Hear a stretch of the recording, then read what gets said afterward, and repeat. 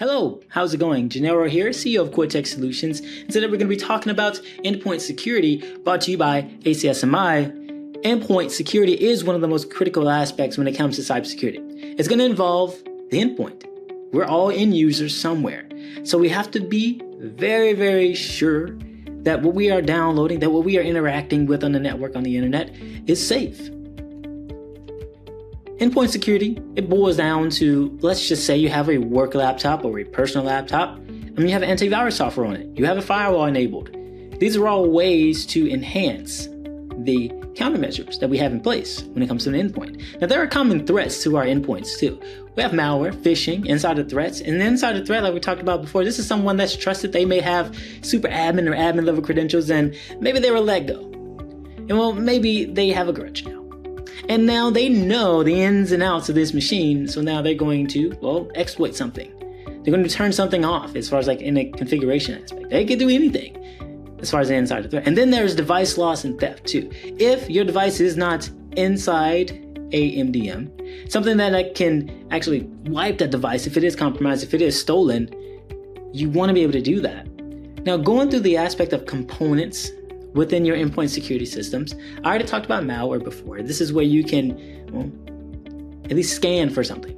I talked about phishing before, and this is where someone is asking for information in some way, shape, or form. You also have tools out there that are endpoint detection and response tools. This allows you to have that continuous monitoring. A lot of the GRC, a lot of the incident response, it's all about continually monitoring the systems, being able to detect and automate these processes when we have known suspicious activity. Or when you have a DNS that's known malicious, you can use DNS filtering to filter that out, to block that out. Now, there's strategies that come in line with this. You want to have deep layers of protection, multiple layers of protection, defense in depth even. You want to ensure that you're always looking ahead, looking at threat feed, looking at a lot of these different things that can give us more information on our threat actors. Now, there are other strategies, and we'll talk about it right now, some more advanced strategies. You have behavioral analysis. This is where you can track the user, track their behavior, because, we want to know if there's something fishy, right? It can indicate that there's a security breach. Having that zero trust architecture, like we talked about before, always verifying. You want to continually verify. And you don't want to necessarily trust that system because you don't know. You don't know how it was introduced into the network. Using your patch management tools as well, this allows you to automatically update devices. Now, again, when you do create your vulnerability management plan, when you do create a way to patch your systems, make sure that you're doing your due diligence and studying on these patches as well. There has been cases where the patch itself was compromised with malware. So we want to be entirely sure. We want to make sure that we're doing more than what we need to in order to prevent threats from happening. If we want to secure our devices, especially these IoT devices, we want to be able to protect them with secure boot mechanisms, right? This allows us to not being able to go into that BIOS, right? To modify the boot mechanisms. Who would go first as far as the actual hard drive itself or network boot? Or Pixie, right? Now, think about it like if you're trying to protect a device, you want to have centralized ways to do so. I mentioned the use of an MDM earlier, right? But you can use MDMs. You can use endpoint management systems that's going to allow that IT administrator to monitor, to update all the devices that are connected. And being able to automatically do this, you can go into the next thing. Mr. IT admin, Miss IT admin, right? You can go into other things. You automatically have this, update being pushed out. So it's good to understand how to prevent data breaches and everything like that in real time. Now, here are some challenges and some benefits.